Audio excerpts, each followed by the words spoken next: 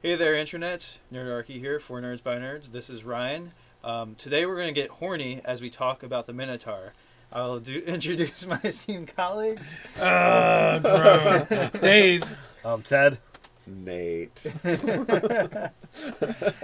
Worst intro ever. So we're talking Minotaurs, and Ryan is horny, and I almost want to end the video right now. But So that was Minotaurable? that was Max a terrible. How about that? Max damage. Crit terrible. So I recently ran an adventure based around Minotaur, and I really just went with the classic. I didn't really put a spin on it or anything. You know, my Maze of Mandoon one shot I did in 5e was basically the players woke up in a maze and they had to try and escape it while being hunted by the Beast of Mandoon, which happened to be a Minotaur. And one of the couple memorable parts from that, the first one was when the Minotaur charges out of nowhere, nails one of the players and smashes them into the wall, which is spiked thorns, Nice. and then keeps going and leaves. It's like, F you guys, I'm out. So they're really like they're like the freight train of the fantasy world. Yeah. So if you've got something where, especially with a maze where it's twists and turns, the Minotaur knowing the way around the maze, he can be out of sight like that. And how many players, especially in a maze situation, are willing to just charge off?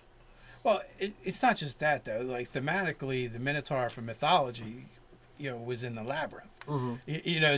So really, I just took what was already written. I don't know, 1,000 years ago or whatever it was. Played a very classic. Yeah, Minotaur in a maze. In the mage. It's inside the mage. This is not going to go well. Minotaur in a maze.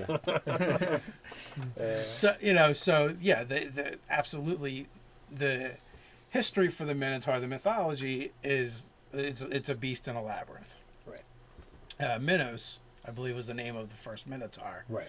And it comes from Greek mythology.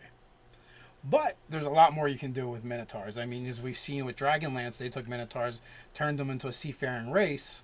Right, yep. And, there was males and females, because in the mythology, traditionally, there are only male Minotaurs, no females. Right, and then the baseline of, and I think there's actually, and there was I think in the Greek mythos, it was there's something involving bestiality that happened, which made the first Minotaur happen. Correct. But, so for here, they're talking about cults of the Horde King, so basically, they pray to Baphomet for basically the strength, and they're doing all kinds of evil, nasty things, and he turns them all into Minotaurs, and they're happier for it. Be like, hey, you're strong now. You are strong. Enjoy. But you have no feet. You have no feet. You have hooves. And you can't wear hats the way you used to. No, the hat does not fit quite right. Nor dramatic cows. All right. So with our monster series, we usually talk about how to best use them, beyond what their standards is.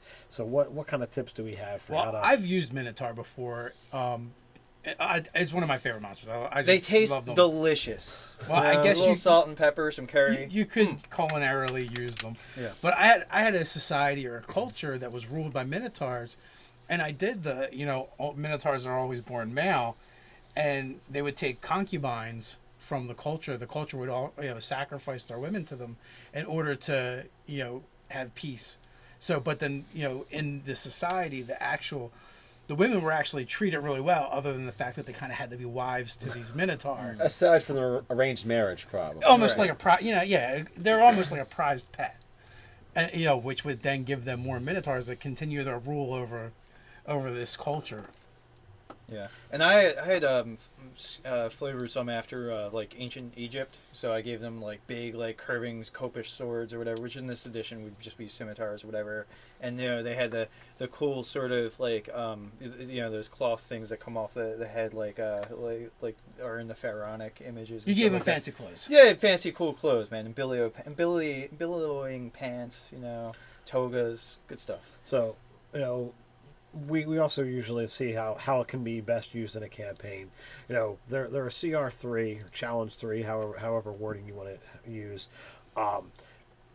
against a low level party, they can wreck shop, especially because if they do a charge, it's 4 die 8 damage. That can easily slaughter a low level character. In A one second hit. level character you could one shot with a Absolutely, Minotaur. absolutely. If you roll well, you can just outright kill them. Or drop him. Yeah, just drop. I mean, like I said, if you roll well enough, it could just straight up kill. You roll behind the GM screen and then 2 points off of totally killing you. Yep. Yeah. Yeah. So it's not just a sissy monster. No. Right. But if you take a second level party and put them in a maze where you've got a Minotaur, you can let them build up a little bit before they actually get to the tower itself, and boom. Well, yeah, you have fun with it. They hear the noises in the distance. I would use it as a skirmisher, which is kind of like the opposite of how I think most DMs would use it. Right. Where they hunt them, they make hit and run, they're whittling down the party, and they're not doing what you would expect the bruiser to do, which is stand and fight them all. No, it doesn't do that. It hits you, then it runs away. It uses its knowledge of the terrain against you. Absolutely. So if you have a maze and you want to put a guy in there that's against a third, fourth, fifth level party, put hazards in there, put traps in there that the Minotaur knows where they are, so that Give them ranger levels. well, I mean, just you could use what's straight up there, have it harass the party, and when it rounds the corner, it knows to avoid the hazard, it knows to avoid the trap. They round the corner, now they have to contend with something else, and the Minotaur gets away unharmed. Well, but if you're talking fifth level party, they need a little something more than just just having home field advantage. So they might need some class levels or something. And that's what you can do. You can pump it up even more, and put it against basically anything you really need. I think if you set it right, if the Minotaur runs in, hits somebody, and leaves, and then they're like, oh, it's just a Minotaur. I mean, I think we can take it kind of feel to the party because they're all fifth level. They go after him, and he's got everything set up for them. So they decide that it's not a good idea to run into this area. Yeah, it's not just a Minotaur you're facing. Yeah, you're facing he's his leading entire... into hazards, in the traps. Beasts and maybe, stuff. maybe when he hits you, he's knocking somebody into a pit or off a cliff, or into a fast-moving river. Basically, the entire area is his lair, in essence, for that. Yeah, you could figure out layer effects type of things to go on, or just heavily laden with traps that he's going to inherently avoid. And at night, he throws rocks into where the party's staying. So, I mean, I'm sure he could chuck one far enough that they're like, well, it's dark. You're going to go after him? And in a place you don't want to run after him in the first place because there's all this kind of crazy stuff going on. I mean, you could do fun things like a Marauding Minotaur is holding, basically a town hostage where they have to pay tribute to him, or he wreaks havoc in the town. They have to leave him, whether it's livestock and food or treasure outside at a specific spot. The players can come across something like that. It could be a veil or something that's surrounded by extremely difficult climbing terrain. There's no trails out, but you can go through this forest that has a whole bunch of paths in it. But it's the Minotaur's forest, so he's kind of like the troll bridge kind of feel to it. Like, hey, you want to get through this forest? You're going to pay me tribute. That kind of, rather than being in a maze or being in a crypt or something like that. So 5th edition really gives monsters to be able to use it straight out of the book for a lot longer than monsters in previous editions, and with the ability to add levels or add hit dice, you've got the ability to use a Minotaur, for almost the entire duration of a character's life. Well, that's true, and we've touched on the Baphomet cult, but that you could do a whole adventure around that where you could actually incorporate the Minotaur into the event, into the campaign, into the adventure from the very beginning, yet the players never actually experienced the monster Minotaur until later on. At first you're dealing with fanatics and cultists, and it could even be something where villagers or townsfolk are being not coerced, but tricked basically into joining this cult, and they don't really know what they're getting into. And later on, maybe they encounter like a Minotaur, but they're like, wait a minute, that's funny. This Minotaur is dressed a lot like Bob, And then later on, it's like, oh, wait a minute, there's a mass transformation of cultists being blessed by Baphomet, and all of a sudden now it's not one Minotaur you're dealing with, but half a dozen.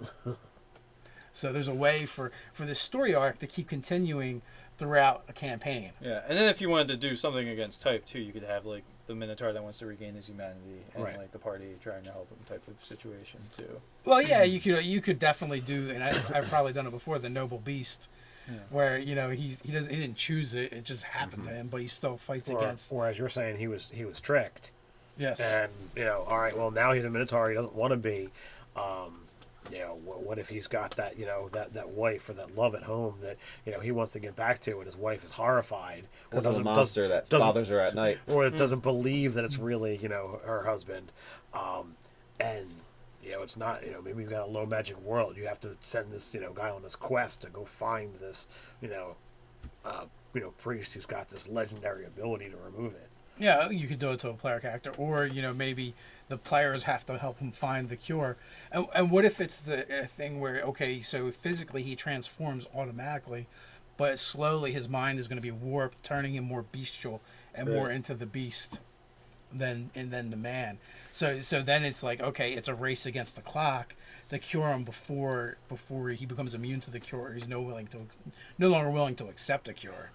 Or you have that thing where he's possibly traveling with you, and you have to keep putting him down without killing him. Yeah. Well, I can see that getting old after a while. Yeah. Well, I mean, It's like the A-Team trying to get BA on the plane every time. We have to knock you out, son.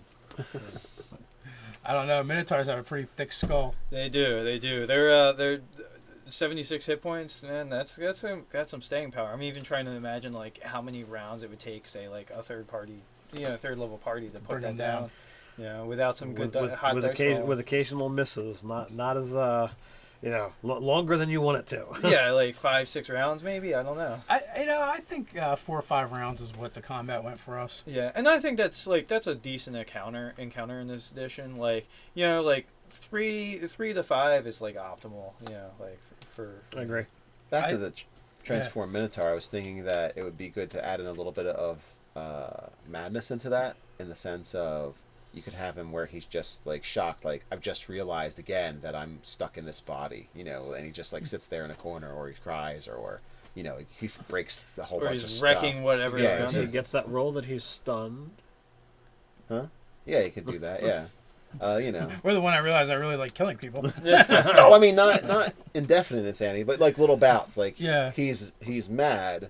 He has these bouts of madness where he's like just not coping with being turned into a hideous beast. Well, yeah, you could definitely use the short-term madness rules that every time something traumatic kind of happens, whether it's combat, a bird jumps out or he has a nightmare, you drop the roll to find out, What's he going to do next? What's he going to do? This could also mitigate his assisting the party by being a Minotaur. So if it's a lower level party, but you wanted to have this cool role-playing experience and adventure, you could still be like, well, you don't have a strong arm man. He's not really willing to be doing this kind of stuff. Instead he becomes like that uncle that no one really wants to come to Christmas dinner. Yeah, but he's there anyway. Oh, he's like a pro wrestler kind of look to him. They're massive.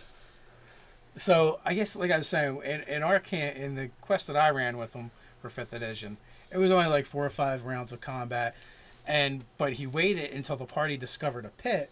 And of course, the gnome wants to know what's at the bottom of the pit and search it. I was gonna find out. and so the fighter is lowering the gnome by a rope. Well, out comes charging the Minotaur, and the dwarf cleric actually wins initiative and casts command on it and commands him to jump into the pit. Well, he was like, okay, well, I was going to knock them into the pit anyway, and runs them over. So all 3 go toppling into the pit. You have a gnome with a human and a Minotaur landing on it, and now they're stuck in this 10x10 pit fighting a Minotaur. And that's when the polearm fighter breaks the polearm in half. Yeah, and decides to fight with it. I think that was after the Minotaur picked them both up and smashed them together. Right, so that's good tactics for a Minotaur. It seemed like the thing to do at the time.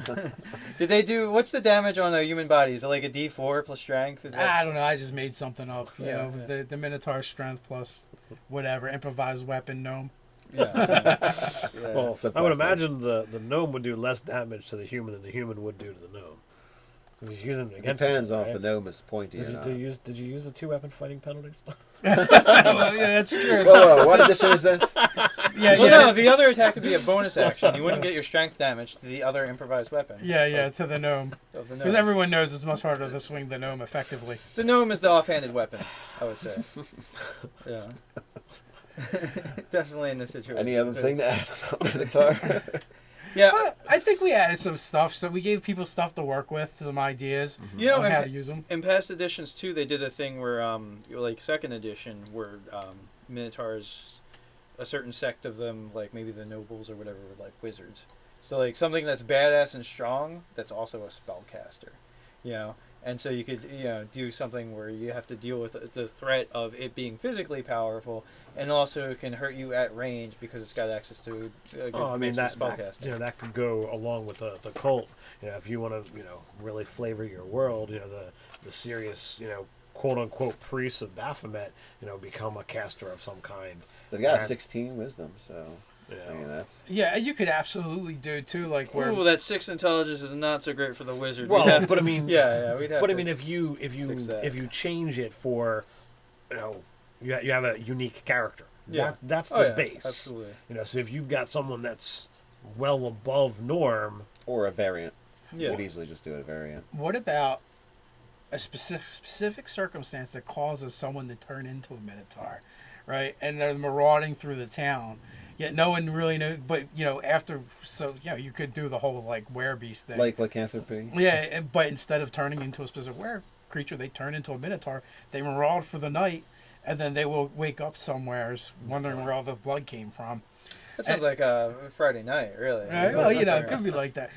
So that's another way you could use the minotaur. It doesn't always have to be right out of the book. absolutely. What if a rival, blacksmith or something, pays to have a witch curse, this guy, who's generally a decent person, but for whatever the circumstance is, happens that they become a raging beast. Yeah. Oh, I mean, and even like in our old campaign world, like I just had a culture of like lawful neutral Minotaur. Like, so I mean, they were just a culture that happened to be Minotaur. Like, it was just a race that existed. I don't know if we bothered much into explaining how they existed. I mean, when you have elves, gnomes, goblins, and this and that, the origin doesn't necessarily have to be explained all that Well, well either. Dragonlance did seafaring minotaurs. Yeah. And there was a couple box sets. I think there was a box set just specifically on, that island and where they're from, and the Minotaurs, which were really cool. I loved the Minotaurs from Dragonlance. Kaz the Minotaur was one of my favorite novels. Yeah. And you could also do Minotaur Cowboys, and then you'd have that briefly lived cartoon property, the Cowboys of Moo Mesa. Oh man, that's bad. And there's also nothing stopping you from doing a customized race, for your 5th edition world. And you know what? Yeah, they're normally supposed to be large, but maybe there's a subset of Minotaur that are medium, and you want to use them as is, or you want to play them as a large race, and just have to go with the armor is heavier, more expensive to get. Well, most are. I think. Do they have a decent armor class? Yeah, they're starting at a 14 natural there. So. Yeah, so they got to put on some decent armor to even get above their natural anyway, because of the way things work in 5th edition. There's not like stacking. Yeah, absolutely. And then once you make that player character race, you too can enjoy the punnery that would go on Around, with all the mooing and bull and Yeah. Indeed. as long as Shenanigans. your table has at least a Ryan or a Ted. Right. Yeah. Yeah, It'll yeah. happen. It's likely. Just to don't throw it in character, because Minotaurs don't have a very good sense of humor. happen. No. Yeah. No. Yeah. Actually, I played a Minotaur Barbarian in your 2nd edition game. Yeah. That like his trigger for going into I think he was either a straight up barbarian Like or a rager fighter or something. with a berserker with a berserker archetype Kit. kit. Those That's kits back in That the yeah, was- day. kits. That was before he was impaled by a goblin. Goblin with a heavy lance on a war in plate mail armor. But yeah, like his trigger was if somebody made like a cow joke at him, he would just instantly fly into rage. and he murdered outright another party member who that was his first time showing up to a session. He was also playing. He was playing like a Ravager barbarian, and like I don't remember that one. yeah, basically my character dual wielded battle axes, or great axes. He had a great axe. Who was it that you killed? Oh, some random friend of Steve's Oh. showed up for a night and like said something, and then like, all right, the battle axes came out. Whoosh, whoosh, and that Some was that. 20s were dropped, and that was that. Yeah, I think I did enough damage to outright kill him in one round. Yeah, Wow. it was. Hand me your character sheet. Oh, that's what it was. That's what it was back then. Don't make cow jokes. And then 3 or 4 sessions later, my character met his end. Yeah, Karma. yeah, that's right. Oh, those were the days. So with that, if you guys have some cool ideas or stories about Minotaurs, Minotaur stories, yeah. drop them in the comments below. While you're at it, like, subscribe, and share. Check us out on Facebook. Or somewhere else. Or Nerdarchy. nerdarchy.com. How about that? Yeah, there we go. What And you are can we also doing? join the conversation on our subreddit, Nerdarchy. With that, stay Stay nerdy. nerdy. Stay nerdy, guys.